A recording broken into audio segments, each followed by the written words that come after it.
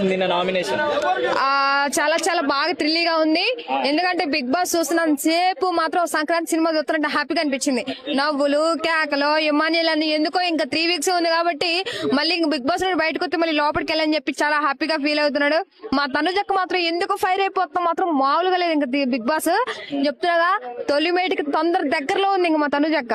పవన్ కళ్యాణ్ అంటే చూస్తా ఉన్నాడు, నవ్వుతా ఉన్నాడు, ఇంకా అన్ని ఏం చేస్తాడు చూస్తా ఉండాలి ఇంకా అది. సో నిన్న తనూజ ఇమాన్యుయల్ ని ఫస్ట్ నామినేట్ చేసి పాయింట్స్ అన్ని చెప్పి డిమాండ్ పవన్ ని మళ్ళీ నామినేట్ చేసి ఎలా చూడొచ్చు అంటారు?